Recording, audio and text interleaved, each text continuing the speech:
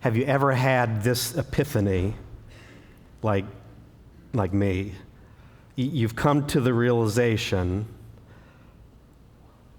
that if the way that I think, if my attitude, if my habits changed, then I would be a much more joyful person. And if my ways of thinking, attitude, habits change, and I become a much more joyful person, then the people that I live with would probably become more joyful as well. And if I and the people that I live with and am closest to became a lot more joyful, then the world will be a lot more joyful place. Have any of you ever come to that conclusion, or am I the only person who's here who's come to that conclusion?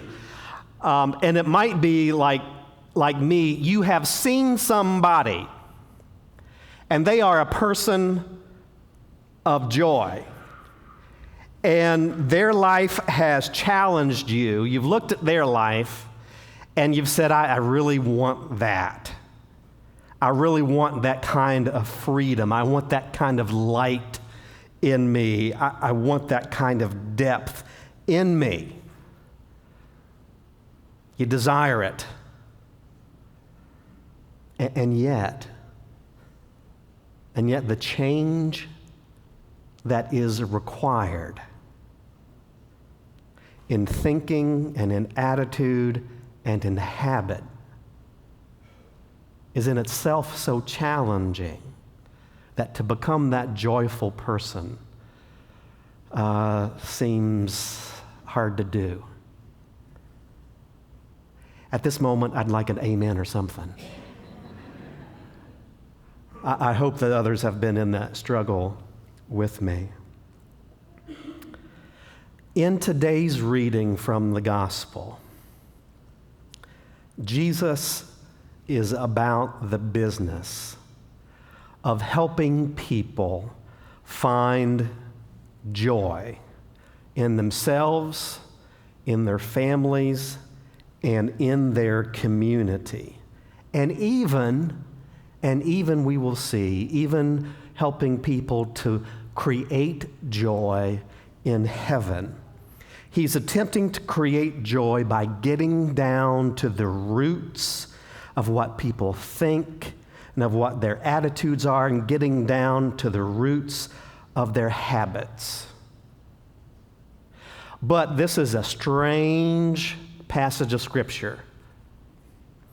Pastor Matt and I sometimes preach from what's called the Lectionary. And if you're unfamiliar with what the Lectionary is, a group of people from almost every denomination got together and created a calendar of readings. And there's a reading for every Sunday of the year, reading that comes from the Old Testament, from the Psalms, from the epistles in the New Testament, and from the Gospels. And Pastor Matt and I will oftentimes preach from the lectionary reading. And what that does is it forces us to preach from passages that we would not otherwise choose. And this is one of those passages that I would not choose to preach from.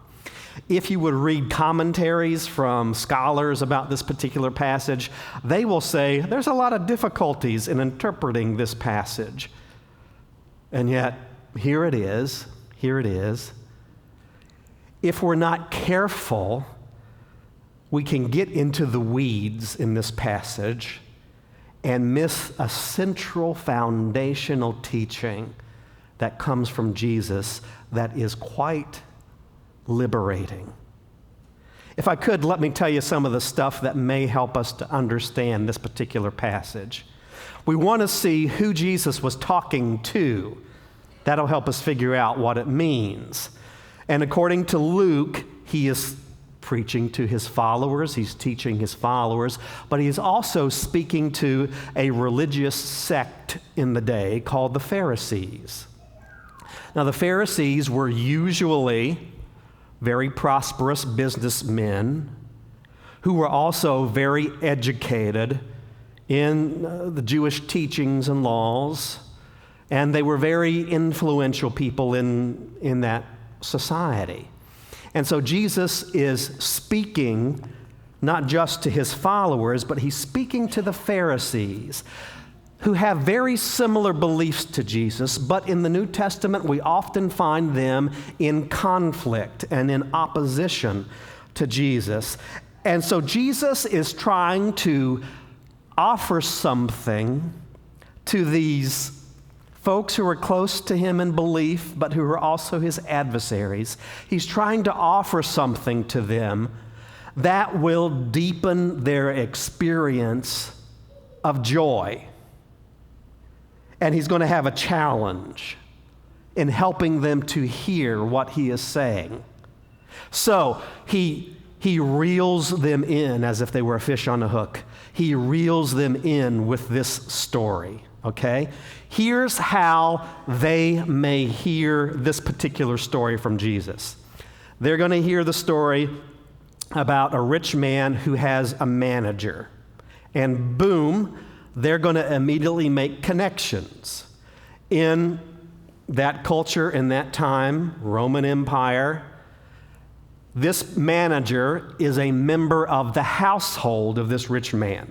Back in those days, a very wealthy person, man would have a wife and children, but also in his household would be people like this, probably a former slave who somehow gained his freedom. There may be other people in his household who are slaves. So this rich man has a large household that includes this manager.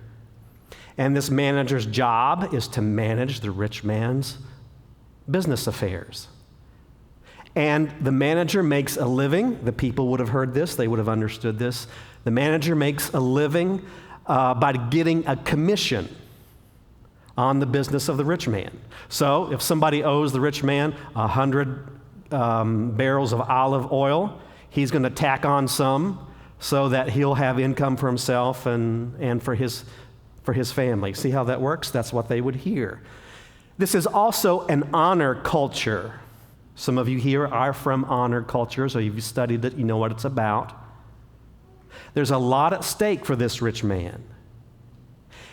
He is going to be shamed because a member of his household has been behaving in this way. His peers and associates are going to think that rich guy can't even manage his own household. He's got this guy working for him doing this. This is what they would understand, okay? Here's how they would hear the story. This manager wasn't doing a very good job. The rich man is going to have to dismiss him from the household. He's going to be homeless. That's what he has to do to regain his honor. They hear that the manager goes to those who are in debt to the rich man, and what he does is he forgoes his commission. See what's happening here? He says, cut the bill. I'm not going to get anything for this. You cut the bill, and you pay this amount, pay this amount, pay this amount. And the folks who heard this would have thought, yeah, I agree with Jesus. That person is very shrewd. Not only in foregoing his commission does he bring back some honor to the rich man, get back in the good graces of the rich man, but he also makes for himself friends. So that when and if he's fired, he'll have a bedroom or a nice meal, or he'll be welcomed into somebody else's employment because of how shrewdly he is reacting. Okay? I'm sorry I had to explain all of that, but it's difficult. It's a difficult passage. And then Jesus makes the application. He makes the point. He says this: the children of this age are more shrewd in dealing with their own generation than are the children of light. And here Jesus tries to be a bit of a comedian. He says, and I tell you, make friends for yourself by means of dishonest wealth, so that when it's gone, they may welcome you into the eternal homes. Jesus is slyly getting to the root of the thinking and to the attitudes and to the habits of the Pharisees, who, as Luke says in this passage, were lovers. Did you hear? They were lovers of money. In their thinking, they know that they have God's favor and that they are blessed because they have money. But Jesus says that they can create joy in the world and in heaven when they love people more than their treasure. Their joy would be bubbling up in their own lives. They would be creating joy in the lives of others.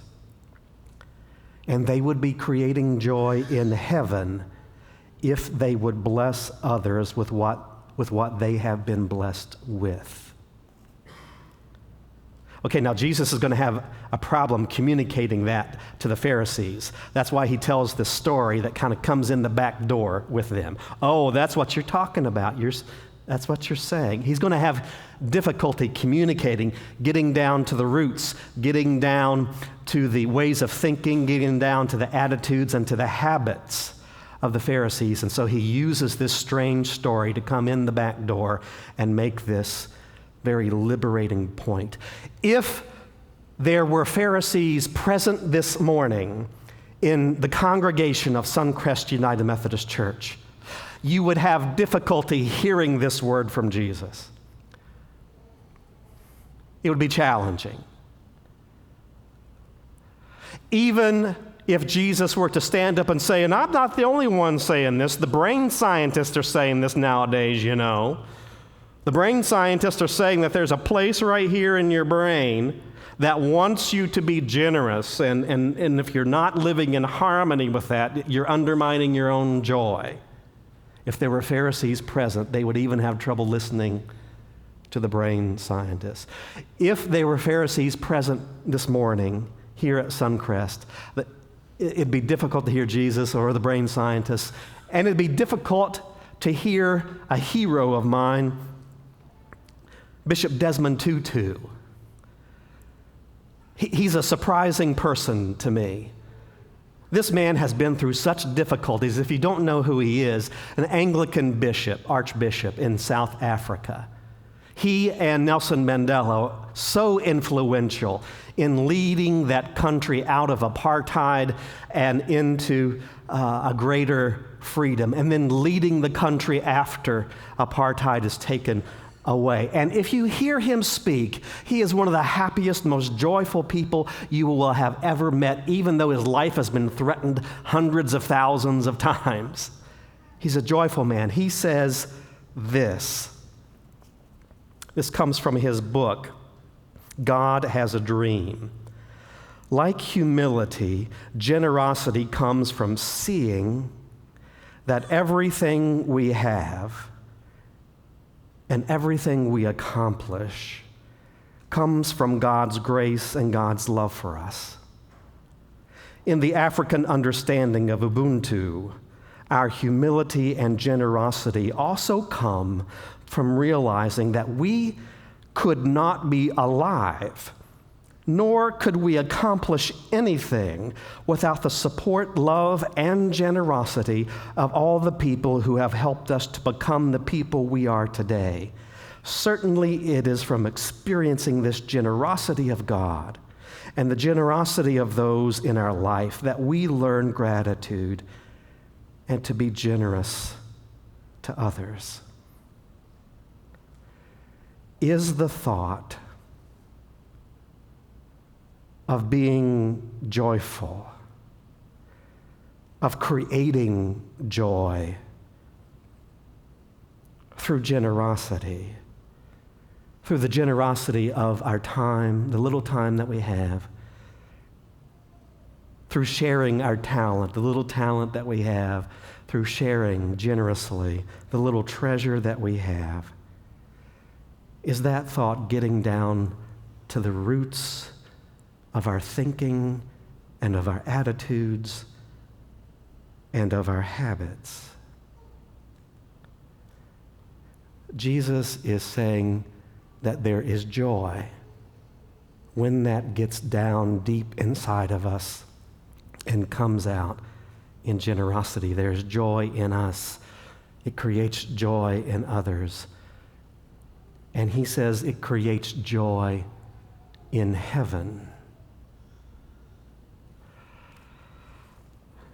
Every once in a while, I or Pastor Matt will get a call from a hospital close by, facility, and we'll be asked to come and make a pastoral visit to someone who may not be from this area, but they would like a pastoral visit. And I got one of those calls, and I was asked to come and see a 14-year-old boy who had been involved in a motorcycle accident. He was from the Parkersburg area, and the accident was severe, and he had some brain trauma. And so I was asked to come over to what used to be Health South, what is in Compass, and to make a visit. So I'm walking over there because walking gives me a little time to pray. I want to be as good as a pastor as I can to a 14-year-old kid I've never met. And so walk over there, and I go in the room, and there he is, lying in his bed. He's 14 years old, but he's a little guy. He's a wrestler. And his mom is seated right beside him in the chair. He's covered up with a sheet, and he's just kind of looking at me. And I try to make some small talk, and then I ask him to tell the story of why he's requested a pastor. And he says, "Pastor, I died."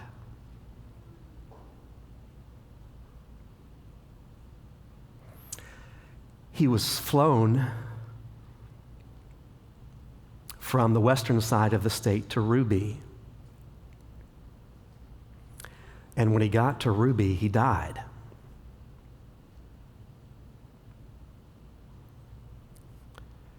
And he wanted to tell me what that was like. He said, "I can't describe to you the colors. They're so vivid, I can't explain them to you."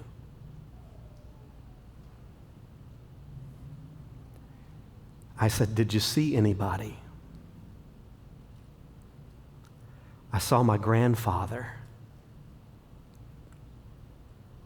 His dad had not been in his life.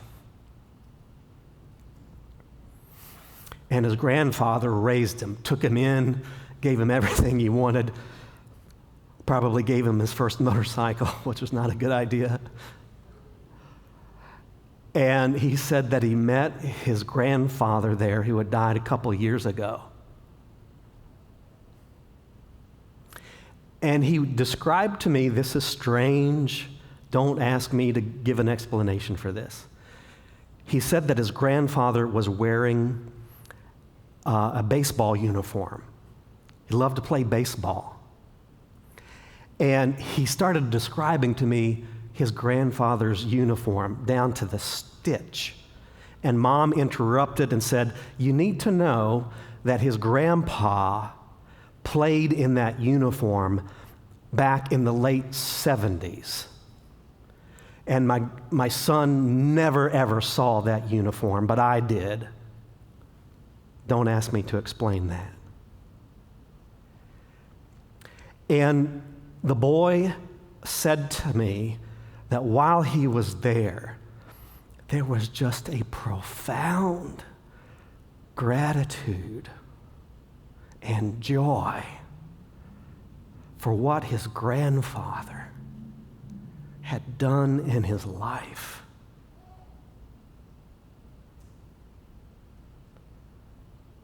They had a conversation, and it said his grandfather looked at him and says, "You've got to go back and help your mom." And then, boom, he comes to consciousness, and folks at Ruby are on his chest, bringing him back. Now, if you would, use some imagination with me here. It's your turn to cross.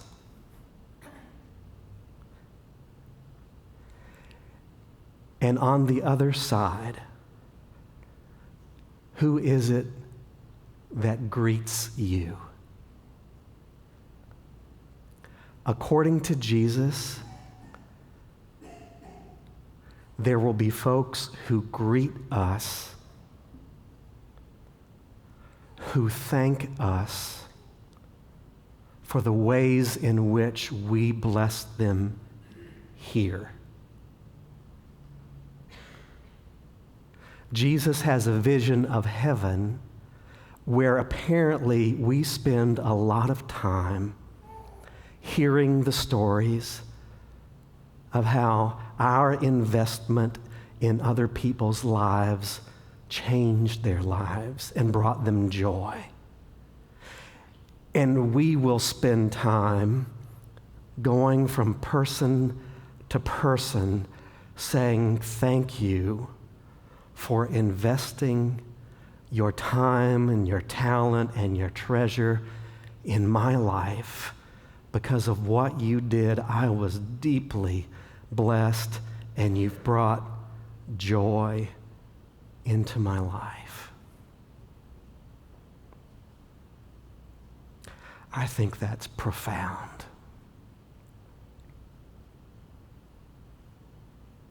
And Jesus uses that strange story to get behind the defenses of the Pharisees.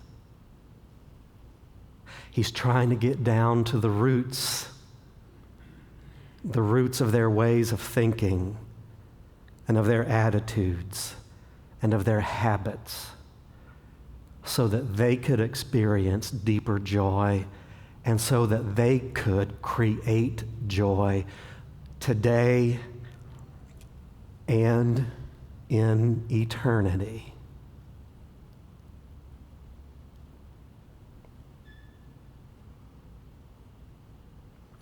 You're probably thinking of some people right now who, when you get there, you want to find them and say, "Thank you. Thank you."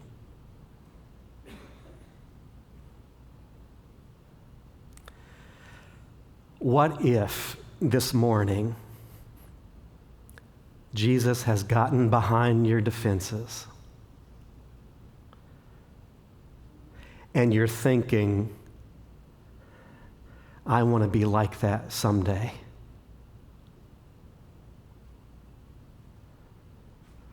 Why not today?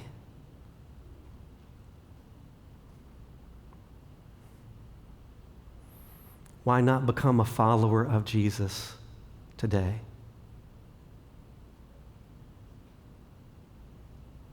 Why not start creating more than treasure for yourself? What about starting today creating treasure in heaven?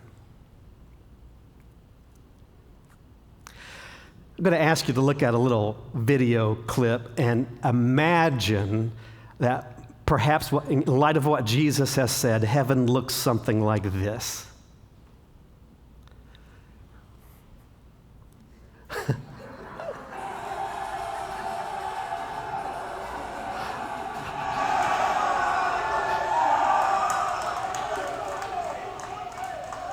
It's good.